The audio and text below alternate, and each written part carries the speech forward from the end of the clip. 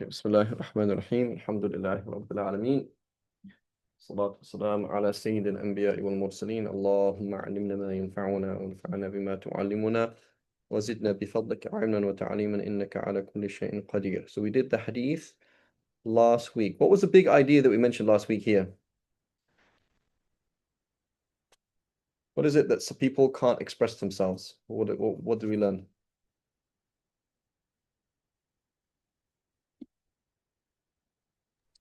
The love for your brother. Mm-hmm. So imagine, for example, you have a friend, like you really care about him, like he's like doing drugs and you're like, dude, this is really bad. Like trying to help him out. You go into his parents' house trying to help him. He's like, he used to be really good at sports and he like stopped and then is like hanging out with the wrong crowd. Like you generally care. Like it's not like you don't care. But why is it that then the Prophet ﷺ said he should inform him? Like, what's the difference between like caring for somebody and telling the person that you care for that person? What's the difference? So far, Go ahead. Go ahead, Adib.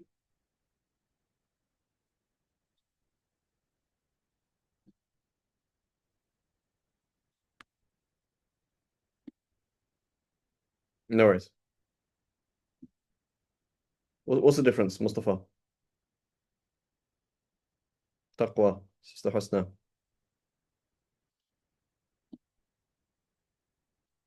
We spoke about it last week.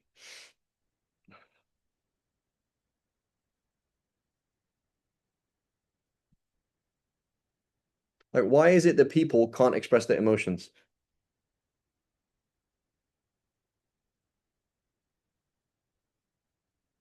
Well, they don't want to express their emotions.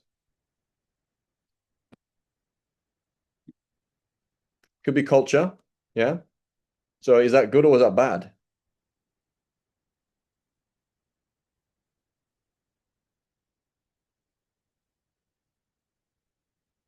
Right. That's bad, right? So you should be very expressive of all your feelings all the time. Is that correct? Like if you annoy with somebody, you should be like, hey bro, I hate you. You're annoying me. Should you express all of your emotions all the time to everybody?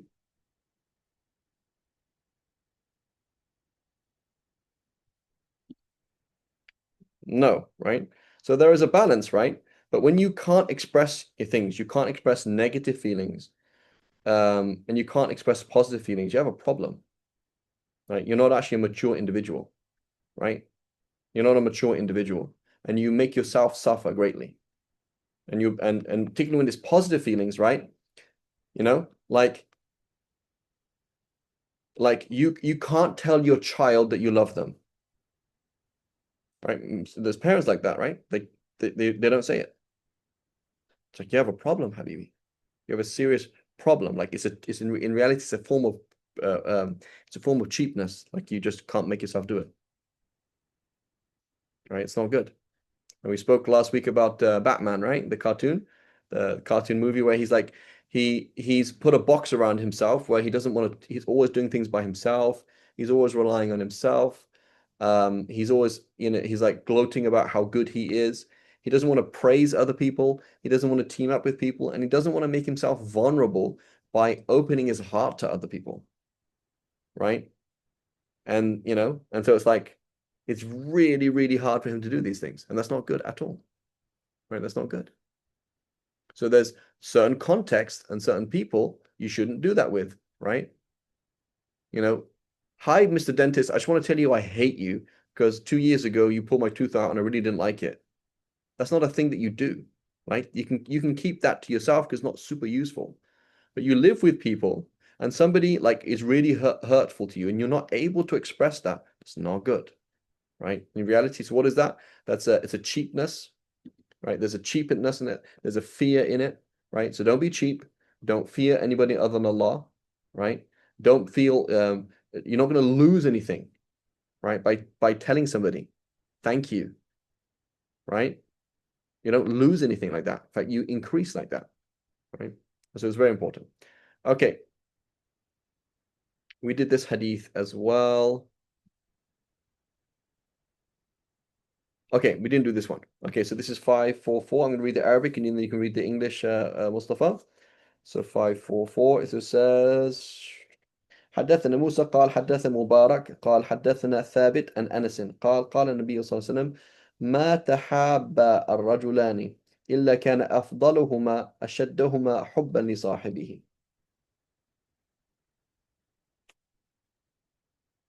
Go ahead. 544. 544, yes. And it's reported that the Prophet, may Allah bless him and grant him peace, said, when two men have love for one another, the better of them is the one who has the strongest love for his companion. Good. So this is also to do with altruism, right? So altruism means that you want good for the other person. How do you compete with your brother? Is that you want more good for him than you want for yourself, right? This is altruism, right?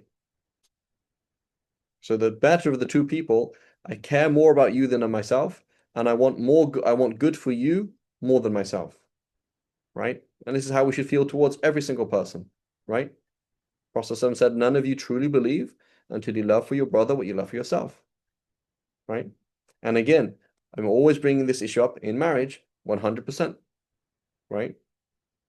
You want for your spouse what you want for yourself. You put yourself in your spouse's shoes, what would you want, right? So that's this is this is how we see things, right? Altruistic, right? So altruistic, and so how do we become altruistic? You act altruistically, right?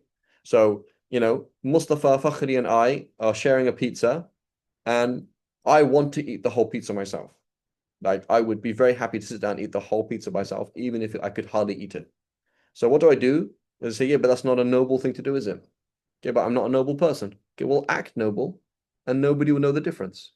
Meaning, make yourself do things that are noble. So now I'm looking at the last piece. I'm like, hope he doesn't eat it. Hope he doesn't eat it. Ah, he ate it. Make yourself smile. Make yourself say Alhamdulillah, right? And then bit by bit, it's like you actually become like that, where like you genuinely want, like if there were a last piece of pizza, you would generally want Mustafa to eat it instead of you, right? You genuinely want good for the other person, right? As opposed to like, and then like, again, with one spouse, you just genuinely want good for the other person. Like whatever would make the other person happy is good, whether that's to my benefit or not. That's real iman, right? And so you only take from other people when, for example, it's wajib, when or you only do things that are to other people's detriment or take away from the other person when, for example, when that's needed for something. It's I need to take this money from you, even though I should just let you off, right? Because I need that money. It's good for the relationship. You take something for that relationship, right? So that person is harmed so much or at a disadvantage because it's good for the relationship, but not for yourself, right? And so this is the what this whole book is about, right? So there's two people, the person who loves the other person the most and has the better positive feelings for them. I genuinely want good for that person, right? Genuine feeling of like I want good for that person, right? As opposed to other things. Okay, khair. Next chapter then it says باب إذا أحب رجلا فلا يماريه ولا يسأل عنه ولا يسأل عنه. Right, so when you love somebody, you should not quarrel with him and not ask about him, right?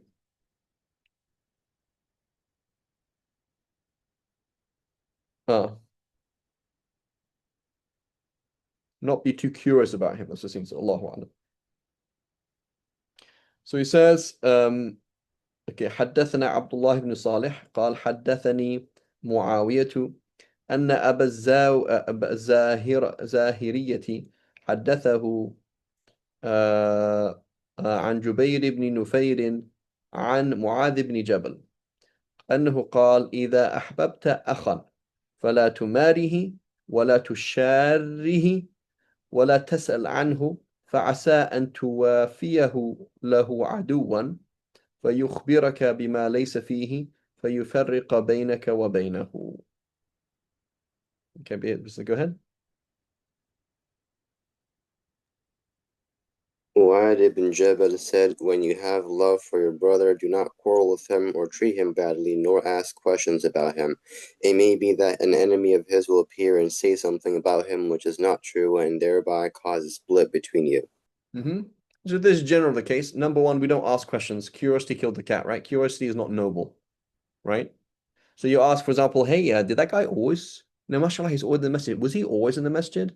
Oh, no, he wasn't always in the masjid.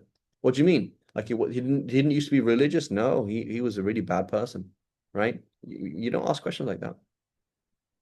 Don't be too curious about things. Don't ferret people's faults. Right? That's what it means. Right? Don't look for people's faults or open up opportunities for that thing to happen. Right?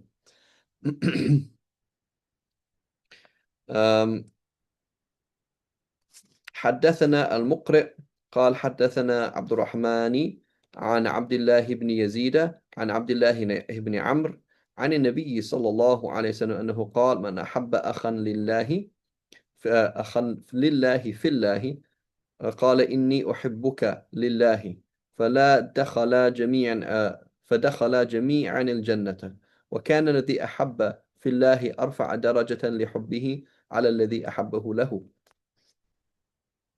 Okay, so now go ahead. Abdullah ibn Amr reported that the Prophet, may Allah bless him and grant him peace, said, anyone who has love for his brother in Allah and for Allah should say, I love you for Allah, and they will both enter the garden. One who has love for someone in Allah has a degree over one he loves because of his love. So I think Mustafa's super cool, right? He's a cool dude. I like him. I like his jokes. I like this. That's called personal. As opposed to, I can't even speak the same language Mustafa talks. And I don't even like his jokes. And I don't even like, I'm not interested in anything he's into personally, but I love him because he loves Allah, right? So you can have this affinity with people, even though you don't even like them. You know what I'm saying? Like, I don't like the way that they work, but I have an affinity with them, right? So I can think of like one of my teachers. One of my teachers, it was actually quite difficult studying with him because he was so different on so many levels. It was like, it's just like the way he explained things never made any sense to me. I worked with him, and there was like so many times we had difference of agreement because we're just so different in the way that I see things and he see things. And he would always misunderstand me, right? But on a higher level, 100% like, I love that, he's like an amazing person. He's like one of the best people in my life, like one of like the best people in my life. But I don't think I could work with him. I couldn't live with him. I can't really even study with him because we're just so unbelievably different. So there's a difference between I personally like you versus we're together on the same page on a higher level. Does that make sense?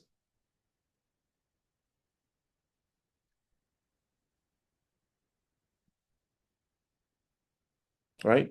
And so again, when it comes to marriage, right? When it comes to marriage, like, oh, this marriage has to end. Say why? It's like there's just too many things that are just totally off. Totally respect you. You're an amazing person, right? But there's just so many problems that we can't even fix, you know? So that's not a problem. That you can still love each other for the sake of Allah and want the best for them, right? That can happen. But it'd be like, yeah, but there's just so many kind of on the ground problems that like it's just not going to work. Actually, we're actually harming each other, you know? So it's important to know that, right? No. Okay. Okay, so intellect is located in the heart. Okay, so this is this discussion that's not really dealt in the Quran and Sunnah, right? So this is a kind of a discussion that is a discussion from philosophy and science and medicine, and here we find Sayyidina Ali having an opinion on. Okay, it's kind of interesting. So he says, باب العقل في القلب. So حدثنا سعيد بن أبي مريم قال أخبرنا محمد بن مسلم قال أخبرني عمرو بن دينار عن ابن شهاب عن عياض بن خليفة عن علي رضي الله عنه أنه سمع بصفين. He was at the battle of Siffin. يقول إن العقل في القلب والرحمة في الكبد والرأفة في الطحال والنفس, right? So here I have a nafas. Nafas means breath, okay? Whereas nafs means the soul. So is it nafas or is it nafs? I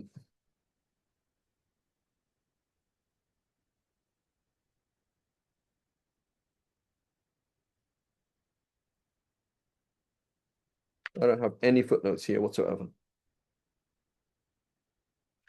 So the way that they've translated it here as nafs, which means the self or the ego, right? Whereas it could also be the nefes, which wouldn't make too much sense though, would it? To say that because he's talking about emotions. So saying the heart, the mind, the heart, mercy, kindness, and then it should be a nefs and not a nefes. Allahu Alam. Right, as they translated it here. So what do you think this means? Like how is the intellect, the aql? Aql in Arabic doesn't just mean, it's not really intellect, right? So, what is Mustafa? Can you do this in your head? 4 to the power of 5.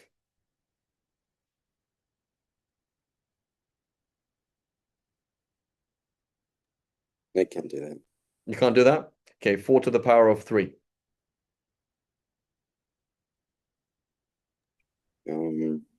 Maybe like 42 or something. Okay, it's 64. So 4 times 4 is 16, times 4 is 64. Times 4, 256. Times 4, 1,000 and what? 1,000 and we said what was it now? So now I'm getting lost. Like 1,200. Yeah. So that's called intellect. That's what we mean by intellect. That has nothing to do with anything. So basically, we have, if you think of ourselves as we are a soul. Okay, that's what we are. And we have an app which is called our body. We have another app which is called our intellect. Like what I was talking about here. Like, can you think logically? And can you do these things? That means absolutely nothing. It has no significance, right? Just like your body, you're tall, you're short, like it's irrelevant. That's not actually you. Okay. So when it says al-aql, aql is an aspect of your soul. It is not the ability to do math or arithmetic or logic or memorize, right? Like some people can just memorize like really well. Some people can't. That's just an app that you have. That's not you, right? That's not actually you. Like if you just click on the app, delete the app, it's gone. So Judgment Day, you are not your looks. You are not your intellect in that sense. But aql is part of you. So what is aql? Aql means to tie your camel, right? You know the phrase tie your camel and then rely on Allah, right? That's i'qil thumma tawakkal. The word is i'qil, do aql. So aql is self-restraint. So you can say self-restraint is found in the heart. Like stop doing stupid things, right? Mustafa annoys me, so I'm going to punch him. Is that a clever thing to do? Is that like in the dunya or the akhirah to punch somebody who's like 20 years younger than you because they said something rude? Like that doesn't make any sense. Why would you do that? So your aql comes in and says that doesn't make any dunya or it makes sense in the dunya, doesn't make sense in the akhirah. Why would you do that? Right? Fakhri has an exam tomorrow and he's still watching TV. And it's like 2 a.m. And he's like, yeah, I know I have a test tomorrow, but I'm just not going to do it. Right? So there's no aql. So aql is not how intelligent he is.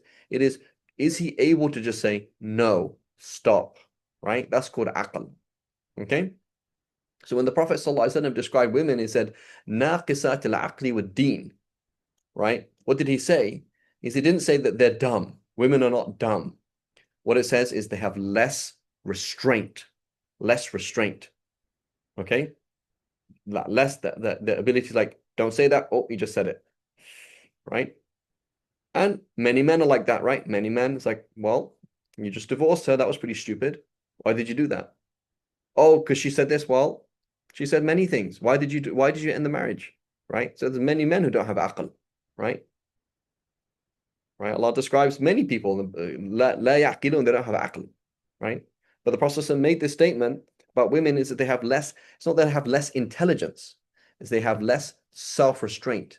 They tie their camel less, right? Did anybody see that the video that I shared on the Q&A?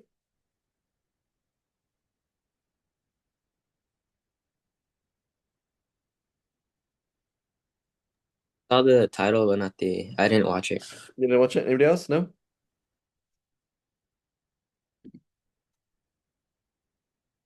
So anyway, there was a question. There was a sister. She asked a question about like basically, you know, trying to say like men are better than women or something like that. Like what I explained it, and then subhanallah, I saw this thing, Muhammad Ali talking to this woman, right? And so I'll just share the whole idea. Basically, this lady, Muhammad Ali, right? He refused to go to Vietnam, and there was this lady. She's a reporter, or she's there, and she's like, "You're a coward." And you're basically hiding behind like this lame argument about religion and race to say basically you're too scared to go to war, right? You're just a coward. My brother, he's 22, he just died in Vietnam. He's a hero. He's brave. You, even though you're this man in the ring who can punch people and do this, you have no backbone. You're just a wuss. You're just making excuses. So basically, she attacked him, right? She attacked him. So Muhammad Ali, very, very intelligent person. What did he say? He said, whatever her name was, Mrs. So and so. You said your brother likes basketball or baseball. What else did he like?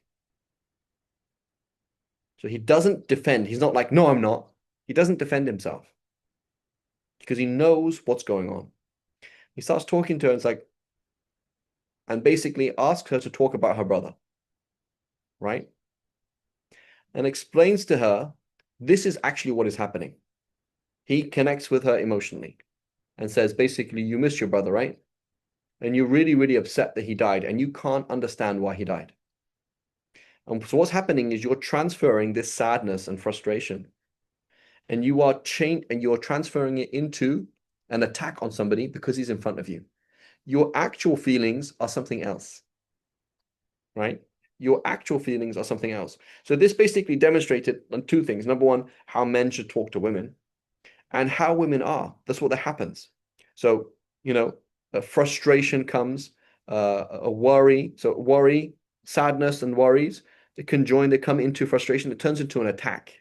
It turns into a lash out. It turns into some behavior that doesn't make sense, right? People in general do that. Many men do that. But it is more observable in women than it is in men. That's my point. So anyway, basically, he talks to her and deals with the actual problem, which is you are sad and upset that your brother died and you don't understand it. And I totally validate that and I understand it, right? And so she starts crying, da da da da da da da. And then the next thing happens as well, which obviously shouldn't have happened, is he goes up to her and she hugs him. So there's something else, right? So here's something else with women, right? So, imagine you were that woman. You're this woman who is talking to this man, and this man just connected with you, like on a really, really deep level. Okay, like he understands me. No one else understands. He understands my pain. He helped me process that. How would you feel as a woman towards that man?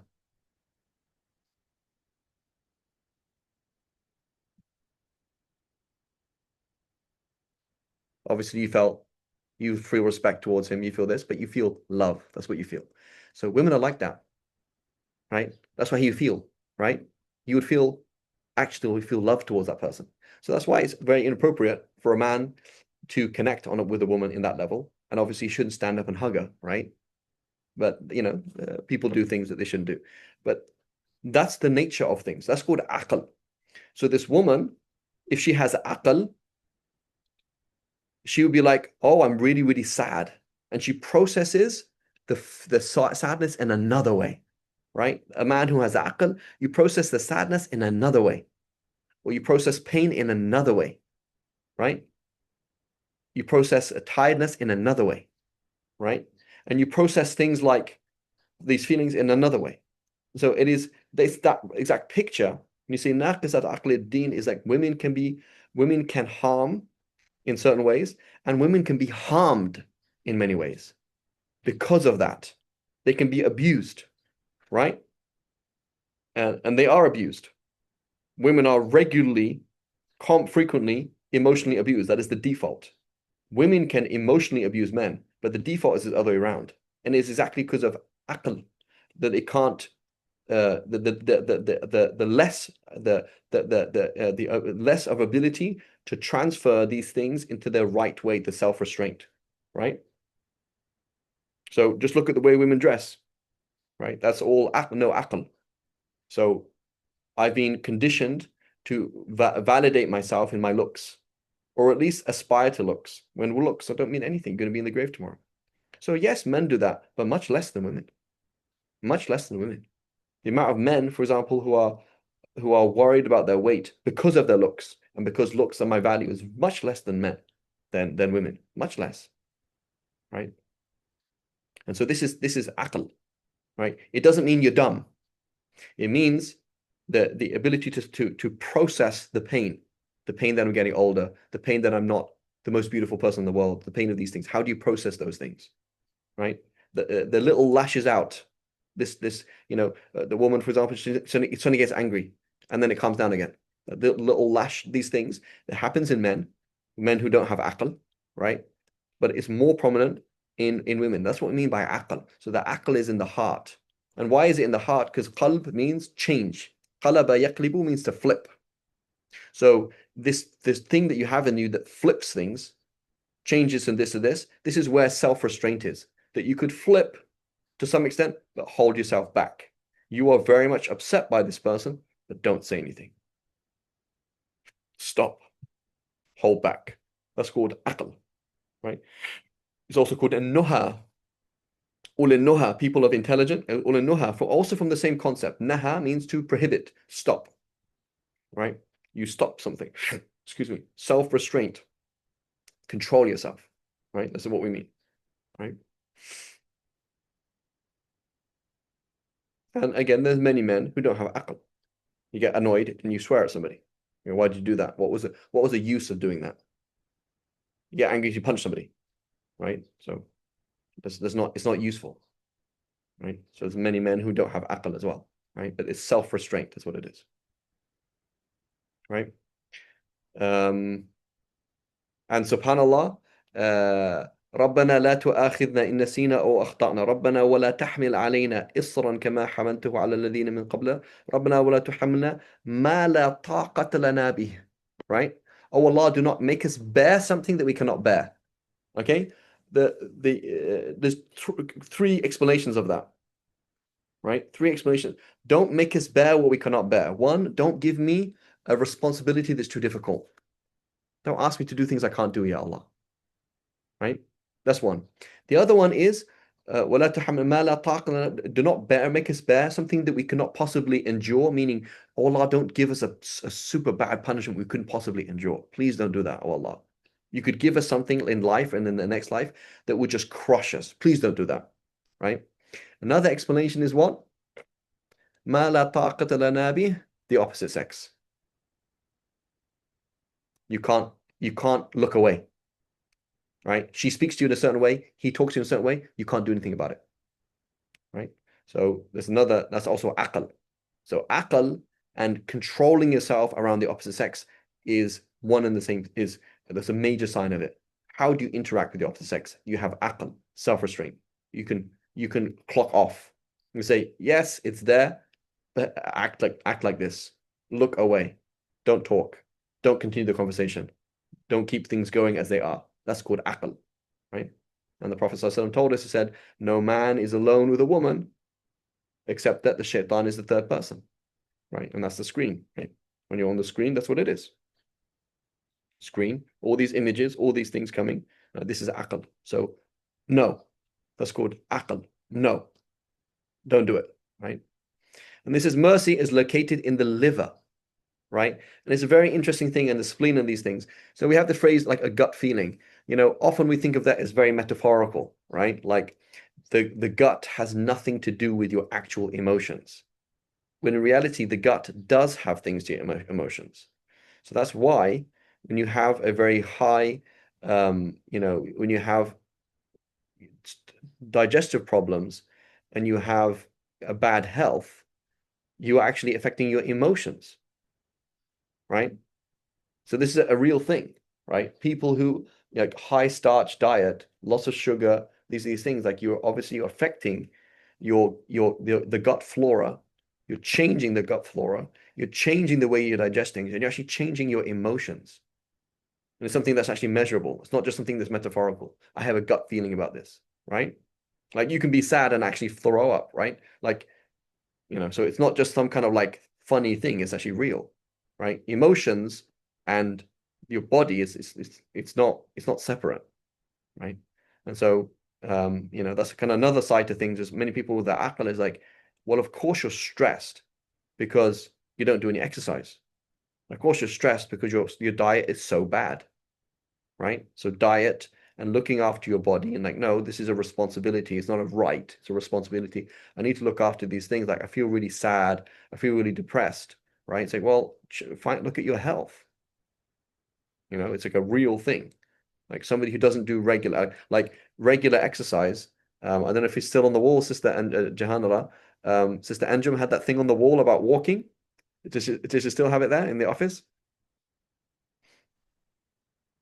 About walking 10 minutes, 30 minutes, an hour, or whatever it was. She used to have that there in the office anyway. But it's a real thing, right? Like talk to somebody after they do exercise and they feel really happy. Suddenly everything's great, right? And it's like, subhanallah, please have the maturity to look after your body so that you look after your emotions, so you look after your akhirah.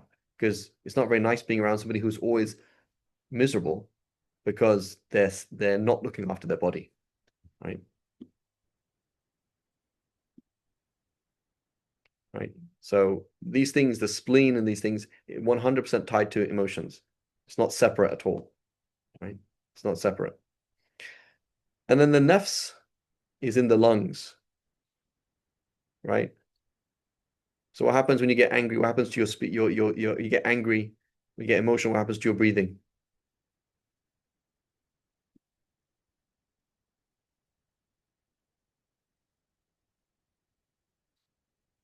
Start breathing fast. So what do you need to do then? Breathe. Don't respond. Have the aql. Stop. Think. Breathe. If you responded in 1 minute, it'll be totally fine. You responded immediately and you said something you could never take back, right? Your spouse, the person in your life, the job, your friends, you just said something that you can't take back, right? You typed something, right? You just typed something. Stop, breathe, right? Breathe.